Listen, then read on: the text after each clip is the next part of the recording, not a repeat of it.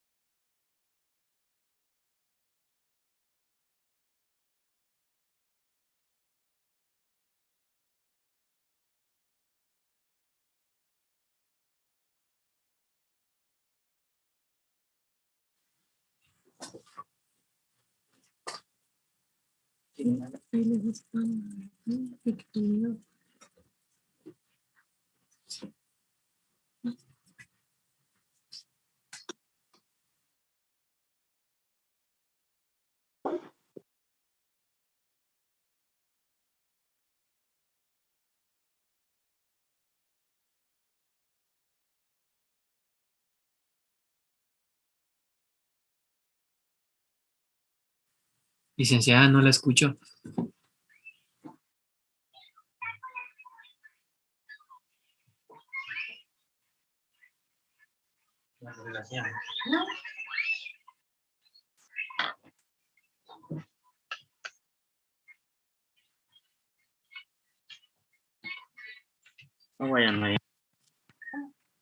Compañeros, ¿me escuchan? Ahora sí, listo.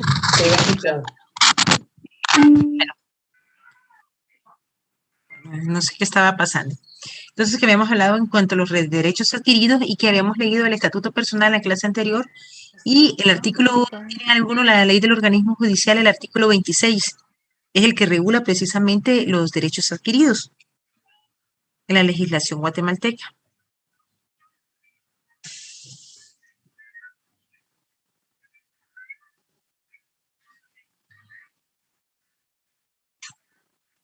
¿Alguno que tenga? Espérame. Por favor, quiero aclarar lo del examen. No sé por qué si cuando copiamos el examen al formulario no me di cuenta, disculpe, el examen sí es sobre 30. Entonces voy a volver a revisarlo. Ponerle la puntuación es de 30, no es de 20, disculpen. No me di cuenta y les soy sincera, pero se los voy a componer porque no es atribuible a ustedes, fue a mí, no me di cuenta en el formulario. Y entonces eso lo estaría arreglando esta semana.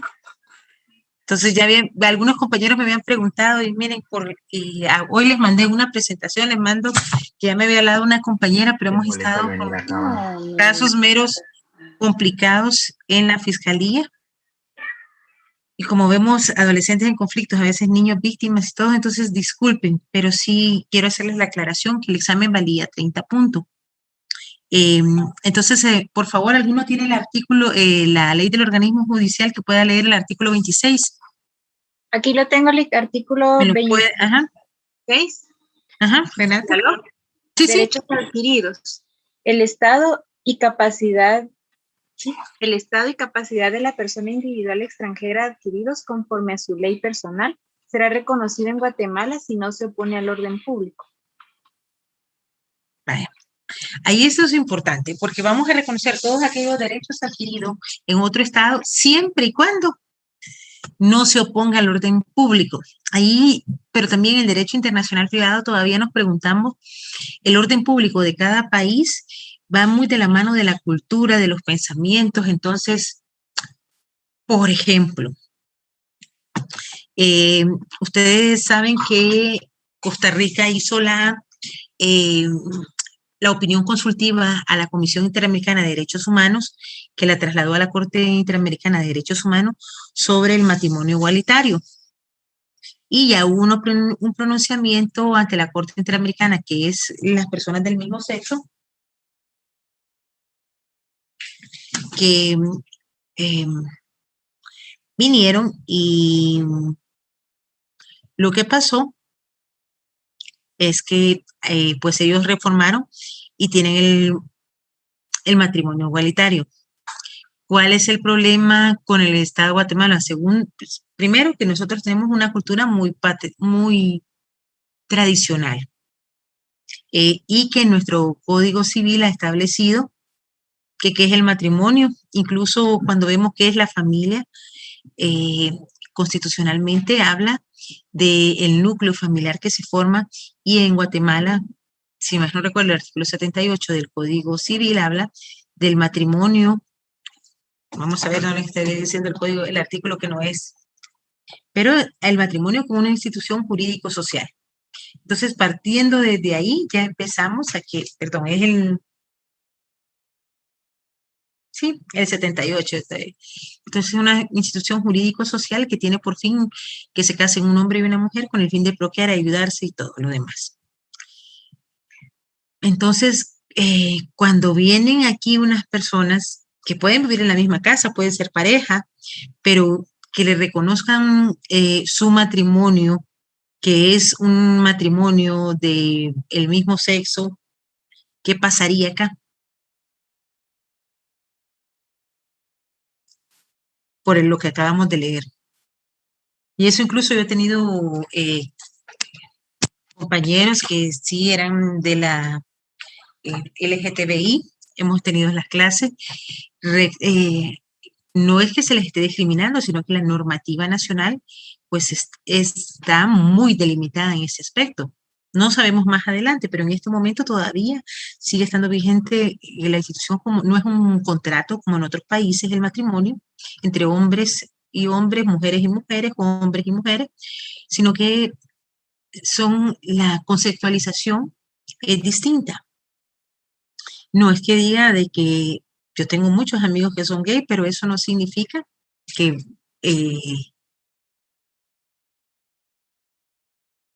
sí, es un tema muy complicado y es un secreto a voces, porque podremos tener hasta en la familia algún familiar que sea gay, compañeros de trabajo, y muchas veces uno sabe y uno le va a preguntar, mira, vos tenés una identidad sexual distinta, un deseo distinto, porque también creo que parte de respetarlo es que si ellos quieren lo cuentan, si no también, que no los podemos obligar, pero sí es importante que lo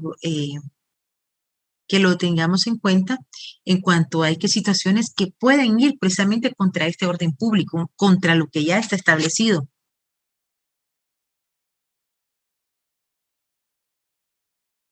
Es que sería difícil precisamente por eso. Pueden,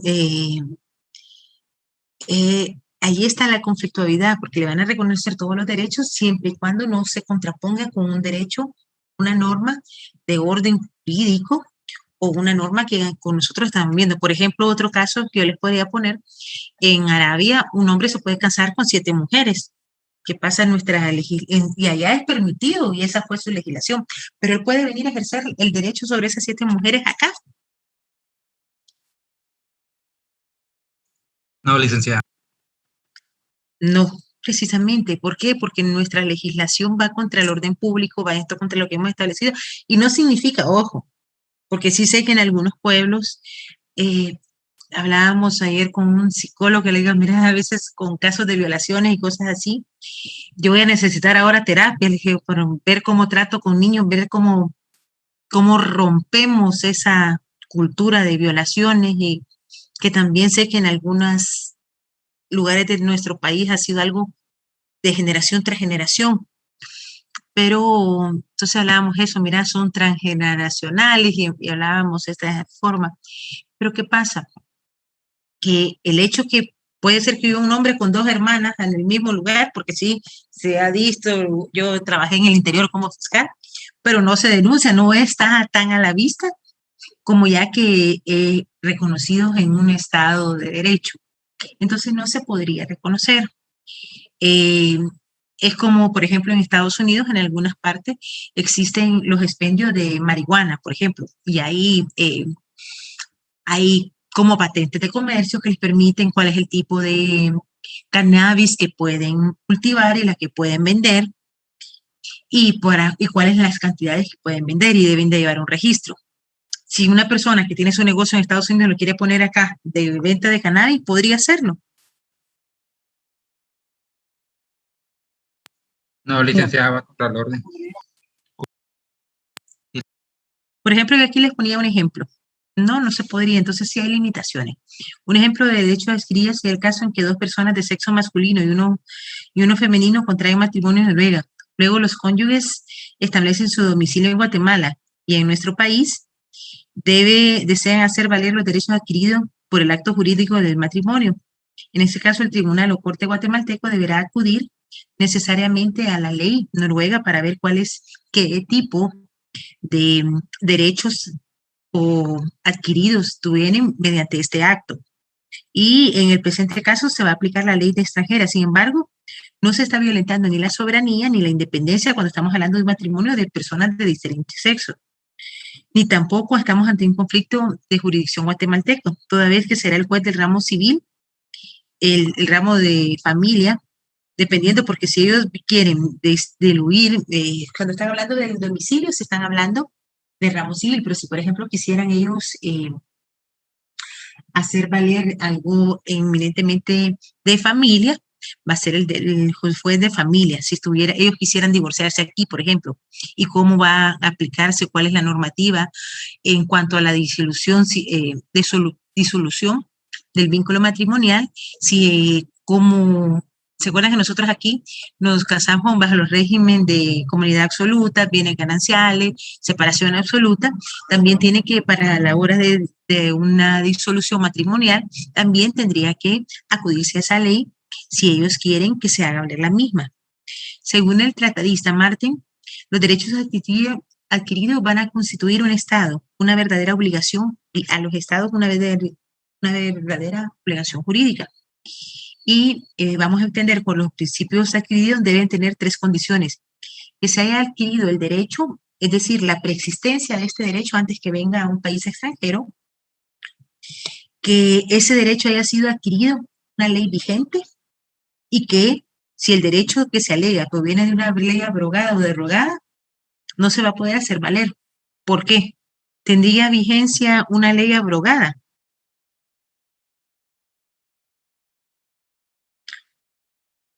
O derogada. Sí, ya les expliqué cuál es la diferencia de la abrogación y la derogación de las leyes a nivel internacional, la diferencia de lo que aquí se ha confundido. Se abroga, en los principios generales de derecho, se abroga una parte, unos artículos de una ley, y se deroga todo un cuerpo, una normativa jurídica. En el caso de Guatemala siempre se deroga y ya se quedó como una técnica legislativa. Pero cuando ustedes lo ven en los diccionarios jurídicos, lo ven en todos los libros de derecho, van a ver esa pequeña diferenciación. Y ¿por qué no va a tener vigencia una ley derogada? Porque a no ser que si tienen a alguien a la mano el Código Penal, la Constitución Política de la República de Guatemala, por favor ubiquen el artículo 15 de la Constitución Política de la República. Y de ahí van a ir a buscar el artículo 2 del Código Penal. Yo les voy a leer el artículo 15. Y retroactividad de la ley penal. No tiene efecto retroactivo, salvo en materia penal. Entonces, si una ley fue abrogada y cuando alguien tiene el artículo 2, el Código Penal a su mano, a esto, la irretroactividad y la ultraactividad de la ley penal, ultraactividad siempre se habla en materia penal, que va más allá. ¿Por qué? Porque va a beneficiar al reo. Pero ninguna otra ley que esté abrogada va a ser aplicada a una persona posteriormente.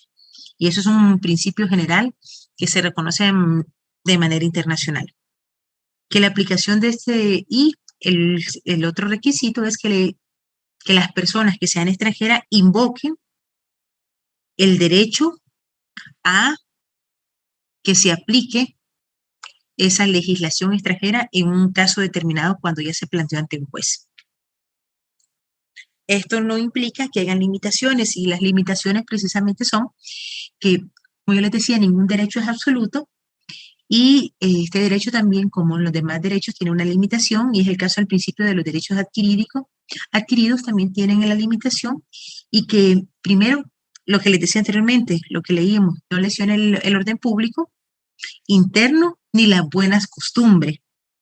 Pero ahí es un poquito complicado, porque el orden público, bueno, ya sabemos cuál es el orden público, pero las buenas costumbres. Si yo les dijera para usted qué es una buena costumbre. Sí, compañero, artículo 2, si la ley vigente al tiempo en que fue cometido el delito fuera distinta de cualquier otra ley posterior, se aplicará aquella cuya disposición sea más favorable al reo.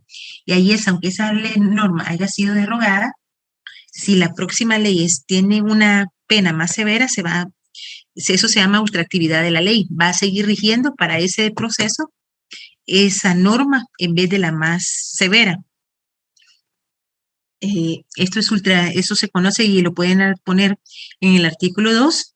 Esto es lo que se conoce como la ultraactividad de la ley penal, que va tiene ya en sí la irretroactividad y la ultraactividad de la ley penal. Muchas gracias, compañero.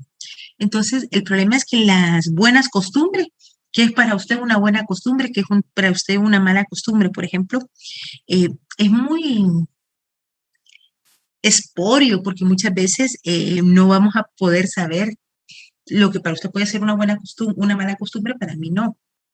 O lo que yo considero, entonces, es una noción muy relativa y va a depender de la cultura, la educación, el clima, la religión, la costumbre de cada estado. Porque, por ejemplo, sin ir muy lejos, en tierra caliente es muy normal que uno use ropa corta o ropa más expuesta, donde uno, que lo que va a usar por la misma costumbre y por la misma forma del clima, por ejemplo, en Chela. Si una patoja llega con un chorcito corto a Chela o a otros lugares, sí, compañero, precisamente va a depender del lugar. O aquí en Guatemala.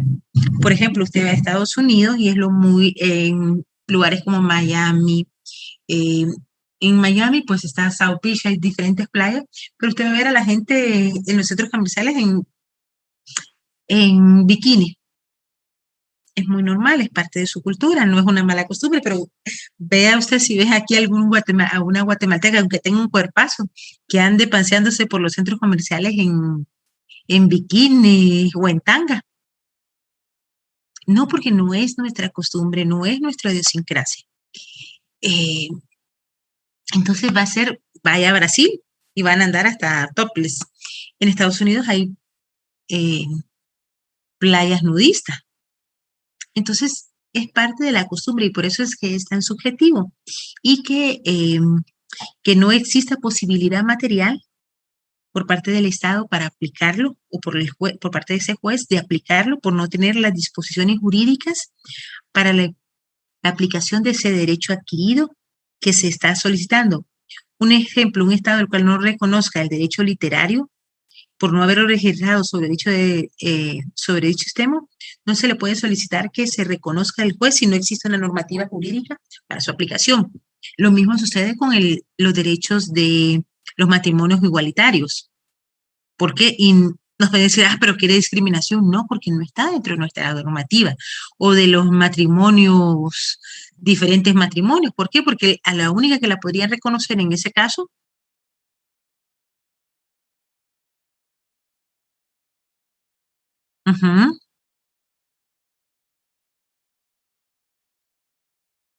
sí es cierto, como dice Max Alexander, las costumbres son las conductas repetitivas que transforman. Pero muchas veces, acuérdese que las conductas también, muchas normas jurídicas también son formas conductuales. ¿De qué? De cómo nos vamos a conducir en la sociedad. Puede haber, la costumbre es una parte de ella, pero es muy cierto de que va a depender de muchas veces nuestra cultura, saludar, no saludar. Pero, por ejemplo, no sé si les ha pasado, si ustedes en un momento tienen un problema, ustedes van inmersos en su problema y pueden pasar a la par de alguien y no lo saludan en ese momento, y no es que sea mal educado. Pero cuidado, María Elena, el uso del arma sí es una costumbre, pero debe de tener pues si uno la anda en la calle, debe tener un permiso. Como decir, el uso no le va a contravenir la norma. ¿Por qué? Porque, por ejemplo, me puede decir alguna persona, mire, Silic, pero este uso de del arma está permitido, y, por ejemplo, viene un holandés, en Holanda el adquirir drogas es muy natural y trae su puro de marihuana. Lo detienen pero él dice, miren, es que en mi país eso es una costumbre y yo tengo derecho en mi país a consumirlo. Ahora les digo, podrá, bajo el apercibimiento de que nuestra normativa legal establece que si ustedes lo encuentran con una cantidad de drogas para su consumo, es posesión para el consumo. ¿Podrán realizarlo realmente? Aquí en nuestro país está prohibido, licenciada. Está prohibido, entonces no. Tendría que irse con un criterio de oportunidad porque no conocía nuestra ley y todo, pero es delito. Entonces, por eso es que haya la posibilidad de ejecutarlo. Y además de eso, como les decía anteriormente, que el derecho que se esté pidiendo que se reconozca sea un derecho que está vigente, porque si ya está derogada la norma, no se puede aplicar. Es decir, que el derecho invocado que se repute vigente en el país o en el estado donde se adquirió, si ya está derogado, ya prescribió o precluyó el ejercicio que él lo tenía que ejercer, fue declarado inexistente. No podrá exigirse el cumplimiento en otro estado. Aun cuando aplique el derecho adquirido en este estado y exista la normativa jurídica para aplicarlo. Entonces puede ser que cumplamos con los dos primeros requisitos, pero si fue derogada la norma o si ya no está vigente el derecho, tampoco lo puede ir a invocar a otro país. Por ejemplo, ¿se recuerdan cuando ustedes ya vieron todo lo que están viendo en este momento las obligaciones? Me recuerdo yo, el derecho de obligaciones. El derecho de obligaciones habla de la prescripción adquisitiva. Les voy a dar el artículo y así lo integra. Y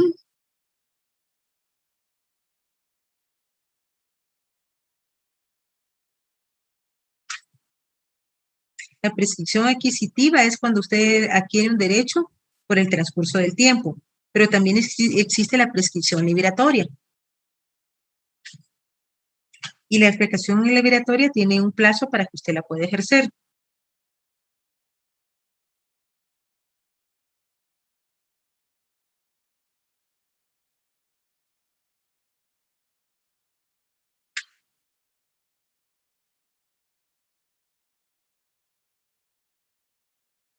Entonces, a ver si se recuerdan cuántos son los años en cuanto a bienes inmuebles con la prescripción adquisitiva.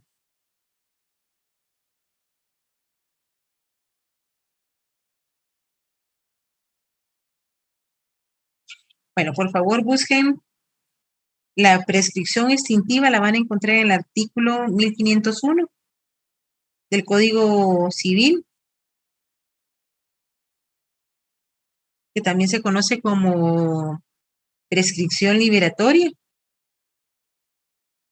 Y ojo, no lo vayan a confundir con la caducidad, que son dos cosas distintas. La caducidad ustedes la van a encontrar en los artículos 588 al 595 del Código Procesal Civil y Mercantil. Ligda, perdone, ¿qué articulado dijo? 1501 del Código Civil inicia la prescripción extintiva o negativa o liberatoria ejercida como acción o como excepción por el deudor. Extingue la obligación. Y en el artículo 1508 sí les hace la aclaración a ustedes que es de la prescripción extintiva se verifica en todos los casos mencionados. Cuando no son bienes muebles, en 5 años prescribe. Si su deudor o su acreedor no le cobra en 5 años, usted puede acudir ante el juez y pedir que lo libere de esa deuda. Y si es sobre un bien inmueble y no ejecutan después de los 10 años, después de que usted no pagó, tienen 10 años para ejecutar eso. Y es de 10 años para que la puedan pedir. Sin embargo, váyanse por favor al artículo 900, ya está en la del registro, donde con un escrito dirigido al registro mercantil, por ejemplo, el registro general de la propiedad, usted puede pedirle que por no haberle ejecutado, lo liberen de esa obligación. Ahorita les doy el artículo.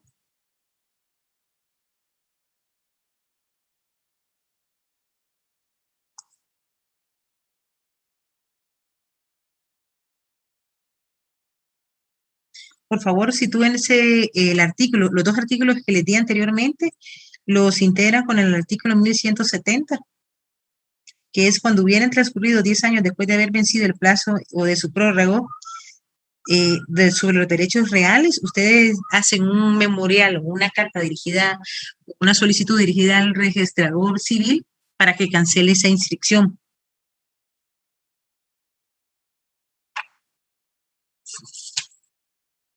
Entonces, ¿por qué les hago esta? Primero le tenía que explicar esto. Viene alguien que dice que tiene, en su país, tiene derecho a ejecutar a alguien que le debe y tiene una garantía hipotecaria o una garantía prendaria. ¿Qué pasaría si ya ese derecho, o por ejemplo, él estaba aquí en Guatemala, se va a Estados Unidos y tiene la garantía sobre unos bienes muebles y ya pasaron más de 10 años y quiere que allá le cumplan bajo la presión de que él tiene la escritura y lo quiere ejecutar? ¿Podría hacerlo bajo a la luz de estas normas que les acabo de precisar?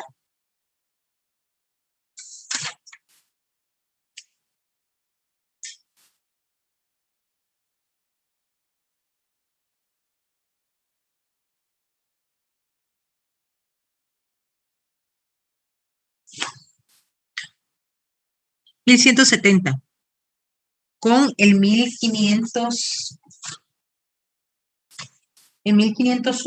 y 1508.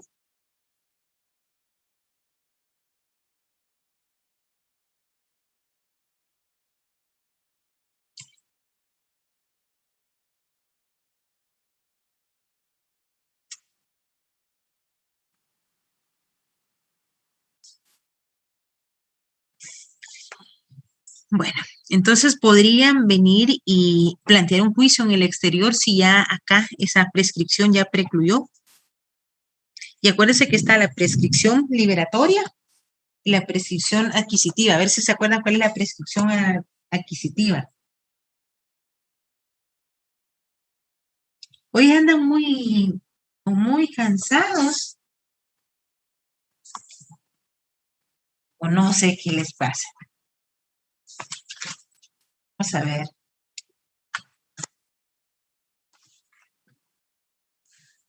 Es el tráfico. Sí, también es cierto. Bueno, la prescripción adquisitiva es por el transcurso del tiempo, cuando usted ha adquirido un bien inmueble y no lo puede inscribir porque le falta un elemento. Usted, por ejemplo, tiene adquirió, pero no se perfeccionó el contrato, pero tiene un justo título que no llena todos los requisitos, que lo ha tenido de forma pacífica. A ver si se acuerdan qué les estoy diciendo. Continua. Está en el artículo 612, que es la posesión. Y disculpen, no es la titulación supletoria, no sé si estoy mal. es que permítame, lo voy a aclarar. Y ojo, porque esta sí es pregunta del privado. La titulación supletoria, primero es la posesión. La posesión yo la tengo 10 años de forma continua e ininterrumpida. Y para la titulación supletoria, que hay una ley, una norma específica que ya es bastante antigua, son 10 años de posesión y 10 años de usucapión. Les digo porque muchas veces en el examen técnico profesional creen que solo son los 10 años, pero prácticamente son 10 años de posesión y 10 años de usucapión. Cuando usted ya tiene la posesión que ha sido declarada, lo mandan a inscribir la posesión y posteriormente ya, después de los otros 10 años, lo inscriben la titulación supletoria. Pero es el camino, compañero. Es el 612 y el justo título, la usucapión, son 10 años de posesión y 10 años de usucapión. Eso y la posesión de los bienes inmuebles, les habla el 630, 620 sobre esto.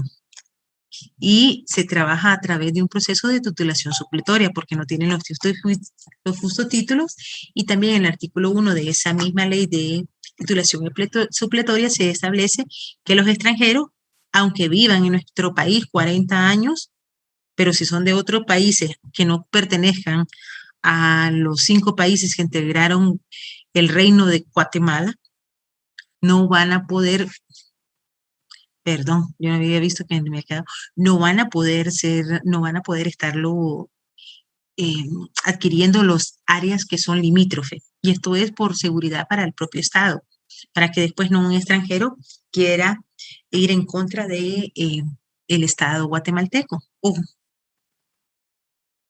Bueno, el principio de los derechos adquiridos, como les dije anteriormente, es muy importante por la eficacia jurídica que tienen las sentencias extranjeras, los efectos jurídicos de un divorcio legítimamente obtenido, los efectos también jurídicos del reconocimiento de paternidad, la certeza y efecto jurídico que va a tener los documentos o los contratos otorgados en el extranjero. En cuanto a la paternidad, recuérdense que nosotros tenemos incluso ahora de aquel examen, la prescripción adquisitiva es el medio de adquirir un derecho, propiedad de los bienes por la posesión continua, por el tiempo, y otros usucapión, por eso. Pero son 10 años de posesión y 10 años de usucapión. Si tienen alguna duda, por favor, antes de someterse al examen técnico profesional, revísenlo y hablen con algún procesalista y van a ver que les estoy diciendo la verdad. Porque a veces les hacen, depende de qué catedrático los examines, les va a hacer esa pregunta y pueden que usted solo diga los 10 años y le van a explicar. Usualmente, si es catedrático, le va a tener que hacer esta explicación que le di anteriormente, que es la técnica adecuada. Uno le dice, mire, no es tal vez como usted lo consideraba, porque es de esta forma y le da el fundamento jurídico. Max. Entonces, por esta importancia de estas sentencias extranjeras, pues es también importante que se tenga estos derechos adquiridos. La razón fundamental de los derechos adquiridos está en muchos juristas la han fundamentado en 4 motivos o 4 razones, y que son la seguridad jurídica necesaria de las relaciones jurídicas que nace de diferentes actos, negocios jurídicos, pero por ejemplo los legados, las donaciones, los propios testamentos, la existencia de la comunidad internacional, la convivencia pacífica y respeto mutuo.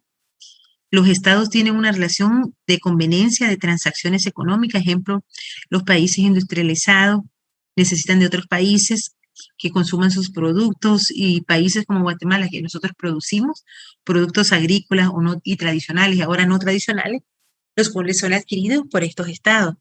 Pero también está esta naturaleza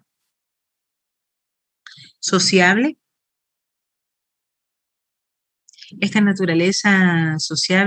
cosmopolita del hombre. El hombre y las mujeres no vamos a romper los lazos de nuestros orígenes, y más ahora que tenemos estas páginas de Facebook, bueno, hasta de noviazgo de forma internacional,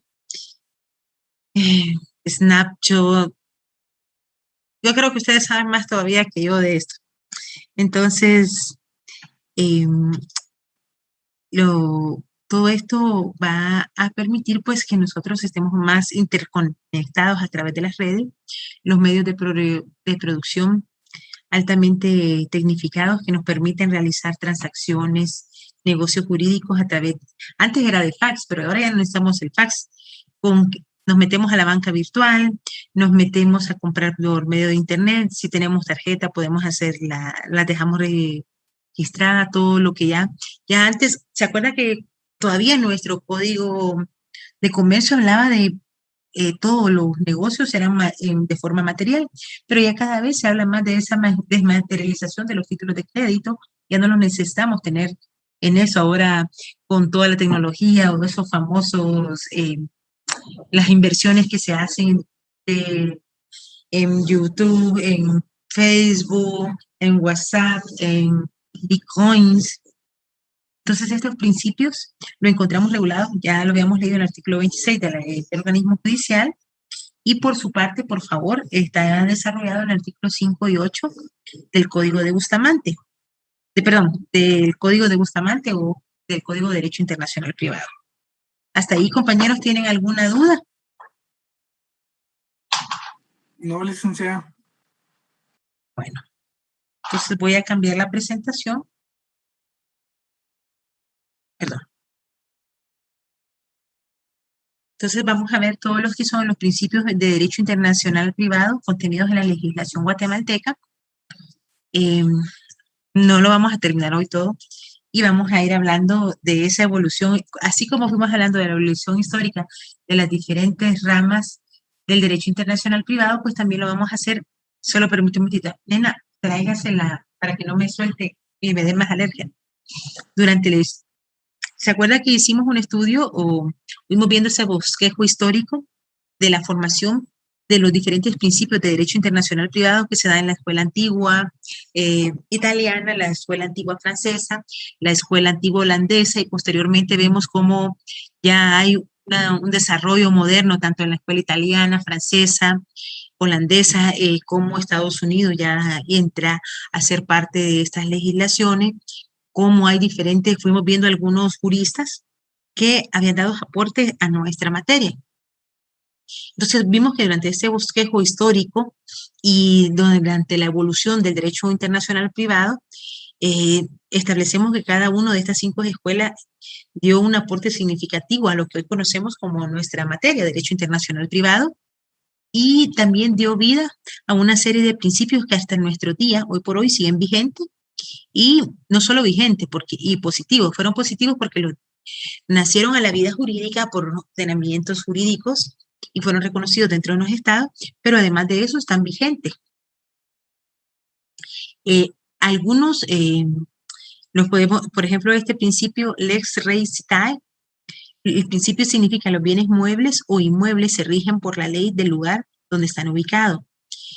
Posteriormente, lo único que ha cambiado es que a los bienes rei citae se le conoce con el principio de la situación. Este significa que los bienes muebles o inmuebles se rigen por la ley del lugar donde están ubicados. ¿Por qué? ¿Se acuerdan que hablamos que los estatutos, el estatuto personal va con la persona hasta donde, si yo voy a otro país, me va a representar estos derechos y este derecho adquirido? Pero los bienes por estar en un estado. Los bienes muebles, pues es fácil, los puede mover de un lugar a otro, pero usted no puede llevarse consigo un terreno, no puede llevarse consigo una casa, a no ser, cualquiera me va a decir, mire, licenciada, pero hay casas que sí se pueden desarmar, sí, pero el terreno no se lo va a llevar, no va a hacer un hoyo y se lleva el terreno, no lo podemos hacer. Podemos llevarnos tierra, pero no nos llevamos el terreno. Entonces, el derecho romano existió una diferenciación entre lo que se denominaba bienes muebles y bienes inmuebles. En la época feudal, ¿se acuerdan? Sí, casas remolque. Pero entonces con estas casas remolque, ¿qué es lo que son? Son bienes, se estacionan en un lugar, pero la casa en sí, si es remolcable, es prácticamente como que fuera un bien mueble.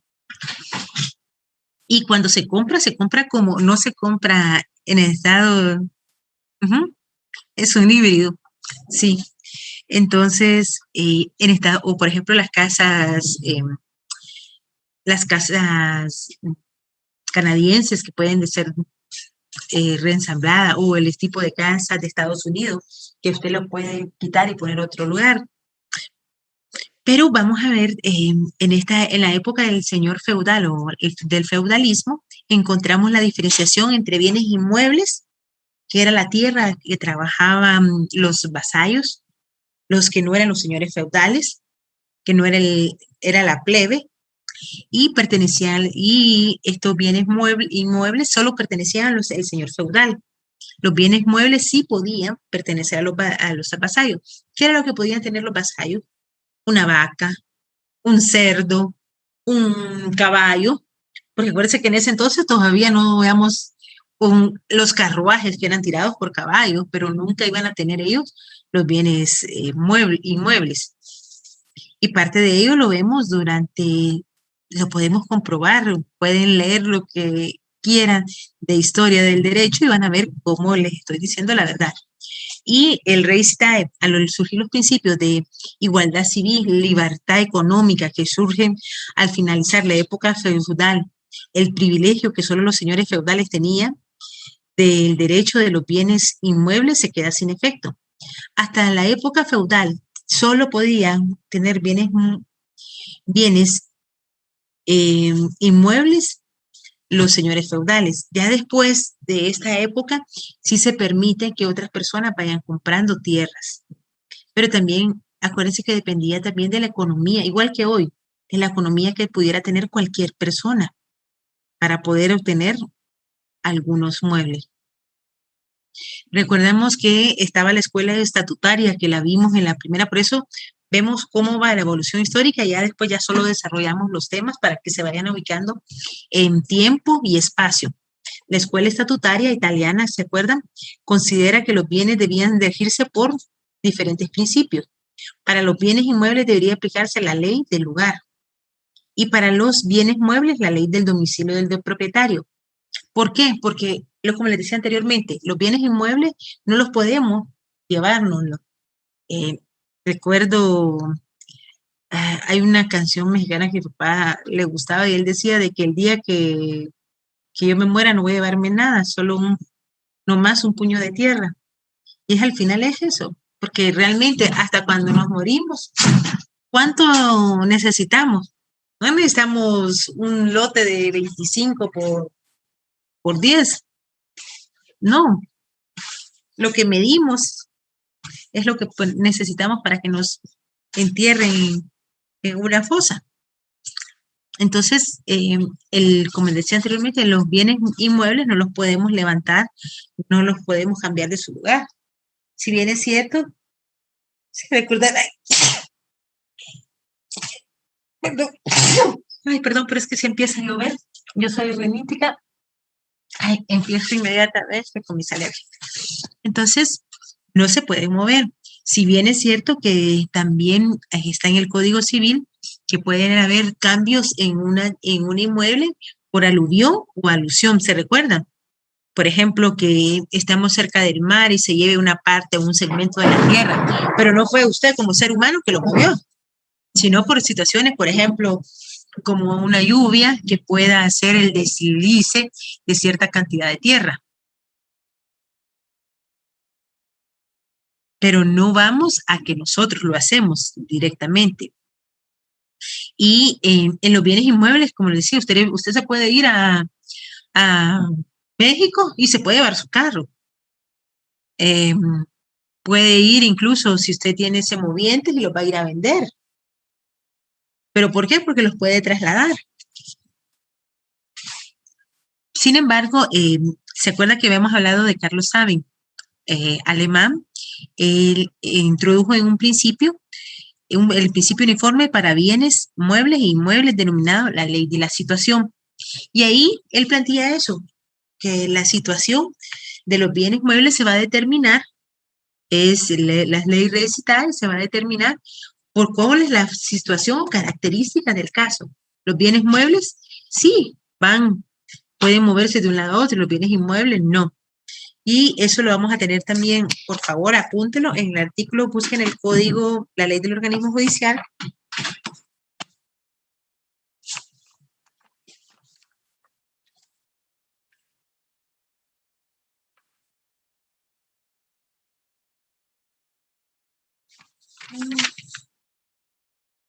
El artículo 27, y ahí dice, los bienes se rigen de acuerdo a la ley de su ubicación.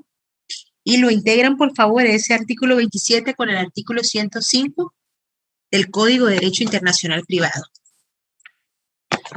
Entonces, pero es el principio de ley recital. Entonces, si yo en el examen le preguntara qué es la ley recital, o si le pregunto qué es la ley de la situación, me tendrían que contestar sobre alguna de estos elementos.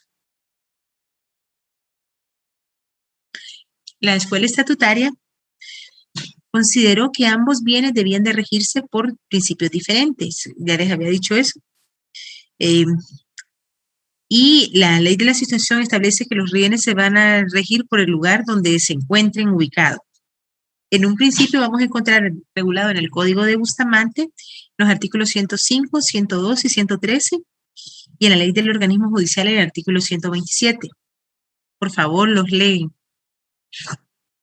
El principio de la situación, de la ley de la situación, tiene su fundamento en la necesidad que tiene el Estado de salvaguardar su soberanía e independencia, por la cual los bienes muebles e inmuebles tienen que estar sometidos a la reglamentación de la legislación interna de cada país en que se encuentren los mismos. Y esta necesidad de soberanía e independencia la encontramos regulada también en la ley de titulación supletoria, donde hay una prohibición expresa que los extranjeros no podrán poseer bienes inmuebles en los que se encuentren en ciertas áreas limítrofes del Estado de Guatemala.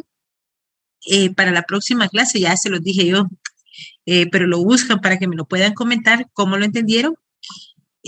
Necesito que busquen ese artículo que ya se los dije en la ley de titulación supletoria sobre esa prohibición de que no pueden tener los extranjeros bienes inmuebles en áreas limítrofes.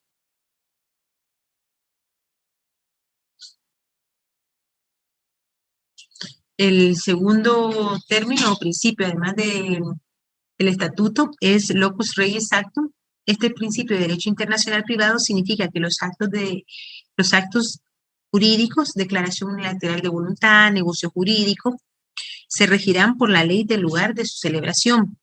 Este principio no es importante la nacionalidad de las partes de un acto jurídico, sino que lo importante es que la ley del lugar donde celebre el negocio jurídico se regirá y determinará las formalidades extrínsecas, ojo, extrínseca de dichos actos. Esto lo encontramos regulado en el artículo 28 de la ley del organismo judicial y en los artículos 164, 165, 170 y 171 y 181 de la ley del Código de Derecho Internacional Privado. Es decir, que aunque hayan varias personas de diferentes nacionalidades en Guatemala que desean realizar un negocio jurídico de compraventa, deberán regirse, por ejemplo, si es de un bien inmueble, por las leyes guatemaltecas en cuanto a las formalidades contenidas en los artículos 1251, 1319, 1518, 1519 1517, 1400, 1543 al 1573. ¿Por qué? Porque tenemos que ver que cuando se haga esa escritura, aunque sean extranjeros, se les hace ver la obligación que tienen en la escritura, en la escritura de compraventa del vendedor, por ejemplo, si fueron extranjeros, de la obligación que tiene de el saneamiento por evicción o el saneamiento por vicios ocultos. Y sucesivamente también lo que establece el artículo 1574, 1575, 1576, 77 y el apartado de la compraventa del Código Civil, que va en escritura pública. Porque es muy importante que existan todos estos elementos para que cuando se elabore, acuérdense que en la compraventa en Guatemala de un bien inmueble tiene que constar en escritura pública, y yo he sido de la opinión que me gustó mucho de la legislación estadounidense, que demuestre cómo es que obtuvo ese patrimonio económico la persona que lo está adquiriendo. Un quick claim deed se habla en Estados Unidos, que es una declaración de que ese dinero usted no lo ha obtenido de forma ilícita y que pueda demostrar de dónde está saliendo, si es de un banco, de un préstamo, alguien que se lo dio, usted vendió algo que tenía para adquirir esto. Que eso da más seguridad jurídica.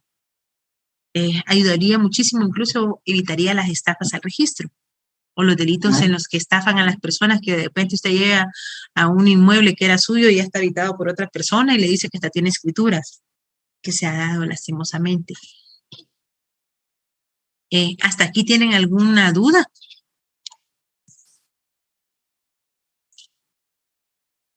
No, licenciada, solo pregunta, lo que usted indicaba que en Estados Unidos tienen ese mecanismo para preguntar de dónde obtuvieron el dinero y todo. ¿Hay alguna mínimo similar en nuestro país, licenciada? No. Okay. Lo único que hay es la ley de extinción de dominio, cuando ese dinero proviene, usted es testaferro o proviene de narcotráfico o no puede, o el lavado de dinero, pero algo similar no existe. Por eso yo siempre digo que eso deberíamos de plantearlo a nuestros legisladores y nos ayudaría con todos los políticos que tienen tanto interés de llegar a ser políticos para obtener beneficios, no para servir al pueblo, que es lo que debería de ser un servidor público, sino para ayudar a las personas, sino que llegar a servirse de los puestos. Entonces creo que deberíamos de utilizarlo. No solo la declaración de probidad. Creo que lo más cercano es la ley de extinción de dominio, ¿va, licenciada? Que, ¿sí? Por así decirlo de alguna manera, porque hemos visto con todo esto la corrupción, y si no estoy mal, está viendo las noticias que la CC ahora está reformando en el tema de que ahora por temas... Mire, para mí es muy preocupante la sentencia de la CC donde ya es inconmutable. ¿Por qué? Porque entonces es un mensaje para decir, mire, no se preocupe, usted robe, haga lo que sea en el Estado, porque cuando lo persigan penalmente, usted en vez de irse a la cárcel, va a quedarse libre, va a tener una medida distinta, va a conmutarla.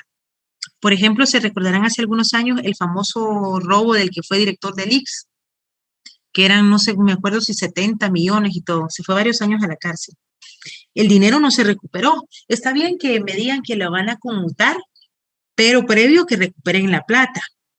Pero no sé, en esta inconstitucionalidad o este cambio que acaba de hacer la Corte de Constitucionalidad, no hace nada hablar de respeto. Entonces es decirle, mire, robe, haga, sea corrupto. Eso hablábamos hoy, de verdad, para nos cayó como un vaso de agua, incluso a defensores públicos, porque dicen, bueno, entonces, ¿a dónde vamos a ir a parar con la corrupción? Porque se acuerda que ya la habían intentado, en el Congreso se intentó y la ciudadanía se opuso. Que fue cuando fueron encerrados los diputados y no estuvieron. Y se opusieron y realmente no se dieron, porque hasta para beneficiarse ellos y no decir que eran estos delitos, habían que iban a ser conmutables la extorsión y una serie de delitos. ¿Qué es lo preocupante de esto? Porque no es que estén diciendo, mire, van a ser conmutables después que usted regrese el dinero. No, eso se quedó en el aire. Este señor, no me acuerdo si eran 70 millones de leaks, se fue preso. Ese dinero no ha aparecido, pero por lo menos decía la gente, por lo menos está ahí preso. ¿Qué es lo que pasa? Pasaba varios años preso y después disfrutan del dinero que se han robado. El excontralor de cuentas, se me fue el nombre, Él y sus hijos que lo llevaron y tampoco se ha recuperado el dinero. Entonces el problema no es solo que se vayan a la cárcel, sino que ahora ni se van a ir a la cárcel, va a ser más rápido que se queden con la plata. De verdad, como sancarlista, como abogada penalista, sí, da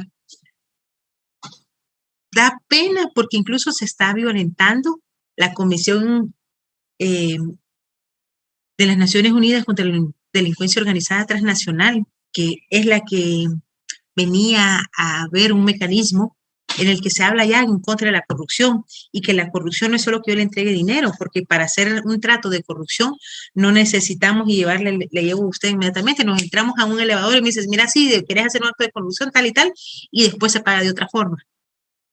Entonces sí, de verdad creo que es un día triste para Guatemala, triste para el sistema jurídico, pero no para el sistema jurídico y para el Estado de Derecho, sino también para la población, porque al final lo que se roba, estos actos de corrupción, por ejemplo, cuando es de los impuestos, ¿de quiénes vienen? Del presidente, solo mío. Yo pago impuestos, yo pago alrededor de 1,000 quetzales mensual en impuestos. Y yo siempre he considerado que hay que pagar impuestos. Bueno, yo nací dentro del MP, en la Fiscalía de Delitos Económicos, una fiscalía precisamente que veía todas las defraudaciones al Estado, al erario nacional, y que regresaran a donde debían de ser, porque eso sirven para estudio, para maestros, para clases, para la universidad, para los hospitales. Vemos en este momento que estamos en una crisis sanitaria. Tuvimos un familiar que no paga ICS, entonces lo llevaron al Parque de la Industria, no lo aceptaron el primero, en la madrugada. Estuvieron como 6 horas, lo llevaron al Roosevelt, que no lo aceptaron. Tal vez dijeron porque lo llevamos en carro, lo mandaron en ambulancia, nos dijeron, la ambulancia dijo, mire, si ustedes tienen un lugar privado donde lo acepten, tenía neumonía en los pulmones con COVID, lo llevaron al hospital de Villanueva y de ahí al siguiente dijeron, no, él no está tan grave y sáquenlo. Pero hablaba con personas de salud pública y lo que dice es que no hay dinero para seguir dándole las medicinas y los tratamientos médicos a las personas con COVID. El ICS está subsistiendo y ahorita, por ejemplo, el ICS creo que tiene contratado al hospital militar para enviar a los que no están tan graves. Pero hubo un momento que el ICS tampoco tenía los medicamentos y creo que recibieron una donación hace unos meses. Entonces, realmente la crisis hospitalaria, el dinero debería de estar en las entidades que más lo necesitan, no el ejército. No tenemos una guerra en este momento, entonces, ¿para qué invertir? Discúlpenme, si alguien tiene un familiar en el ejército, con mucho respeto, no del menito que haya estudiado, que haya trabajado en el ejército, pero el ejército no es la prioridad. La prioridad es la alimentación, la salud, educación. En tiempos de guerra necesitamos un ejército. Pero si no es...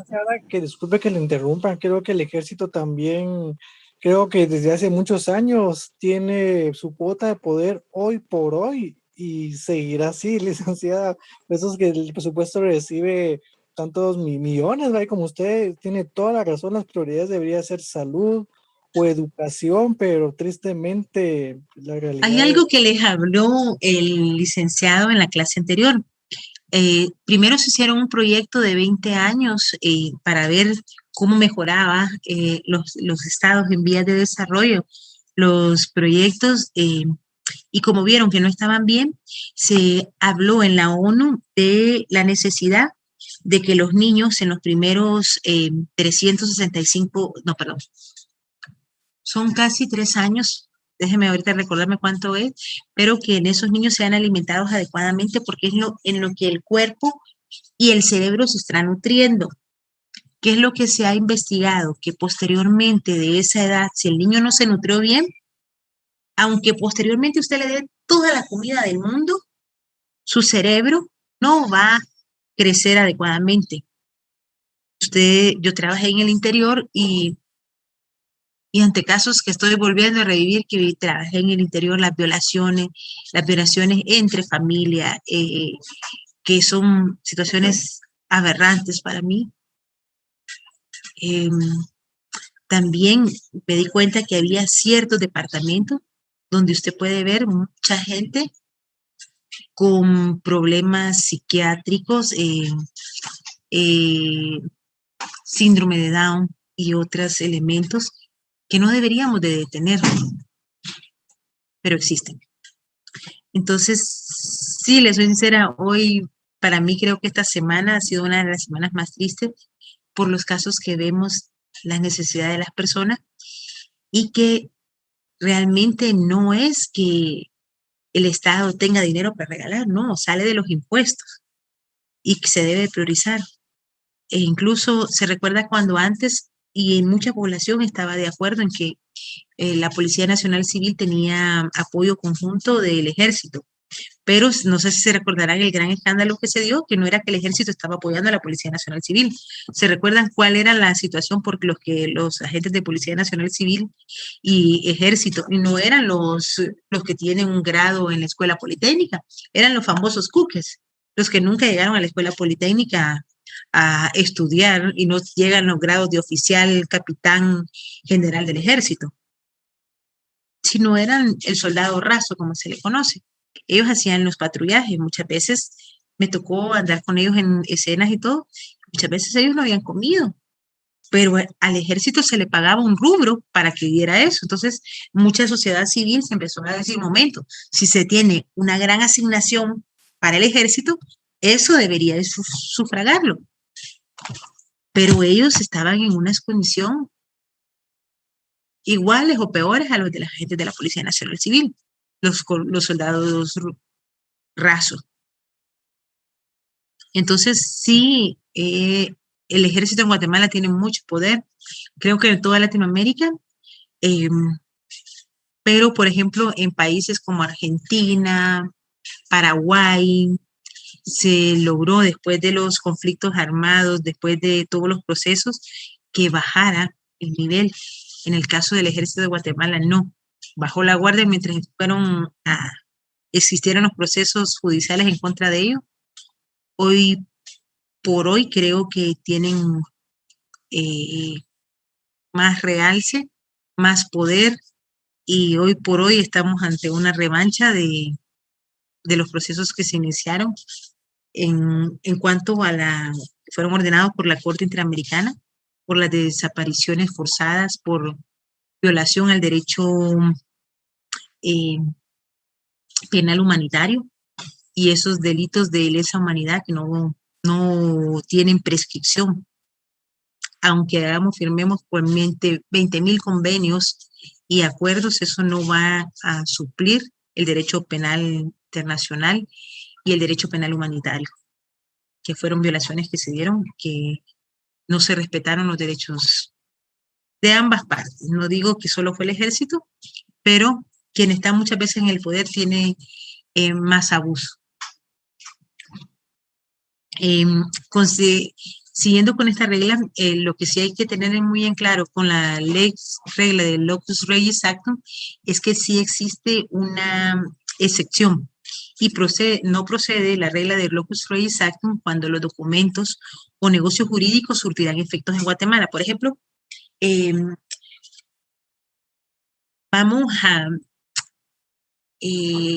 vamos a tener, por ejemplo, que en Estados Unidos se hace una compraventa, hay guatemaltecos, hay chilenos, peruanos, ecuatorianos, y resulta de que se firma el convenio, se firma este contrato, pero no podemos hacer una escritura pública porque el protocolo no puede salir de Guatemala. Entonces, puede salir un notario, irlo a realizar allá, o también la ley del el código notariado es que estos pueden ser realizados por la autoridad diplomática o consular si son notarios hábiles y conforme a la ley. Los notarios hábiles que se encuentren en el extranjero podrán autorizar estos negocios jurídicos, o sin embargo, o si nosotros como notarios nos contratan y nos dicen que nos vayamos, imagínense que le llame a alguien que quiere que le vayan a hacer un contrato que va a surtir efecto en Guatemala, que usted revise si está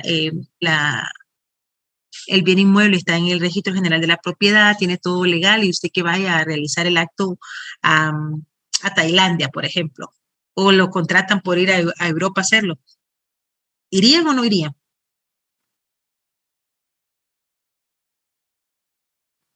La verdad que hoy sí noto que sí están bien cansados. Sin embargo, si fueran mandatos o poderes o documentos que deben inscribirse, deben tenerse testimonio de la protocolización para su inscripción en el registro público correspondiente. Entonces, estas son las excepciones a locus regis actum, y que también debe integrarse, como lo dije anteriormente, cuando se toman en cuenta las normas de otro país, porque se está haciendo ahí el acto jurídico, pero va a surtir efecto en Guatemala. Yo sé que están cansados, han estado en exámenes, no sé si quiere que sigamos o los dejo porque siempre los termino para que, creo que terminaron exámenes ayer o antier, me estaban diciendo. Algunos todavía tienen hoy extemporáneo, Lic.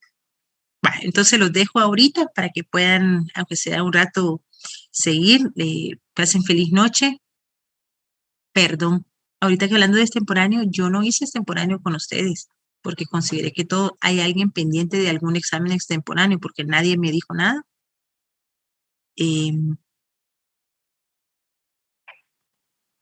Bueno.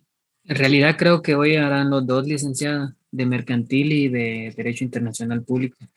Si bueno, bueno, yo si alguno de ustedes no se examinó, me aviso, porque hasta ahorita que ustedes me dijeron de extemporáneo, les juro que me acordé. Perdone, de verdad he estado con tantas cosas y con tantos cambios dentro del MP, un nuevo sistema y todo, se me olvidó. Y como nadie me escribió, tampoco pensé que nadie se veía hasta ahorita. Estoy viendo eso. Pasen feliz noche, compañeros. Les mando todavía la de respeto hoy y esta en el transcurso del fin de semana. Si se me olvida, por favor, me avisan, porque he estado tratando de apoyar a otros compañeros con algunos trabajos, haciéndoles y revisándoles. Entonces, sí he tenido una semana muy cansada, pero feliz noche, entiendo que estén cansados y espero, por favor, cuídense, sí. Feliz noche, licenciado. Gracias, licenciada. Feliz noche, que descanse. Igualmente.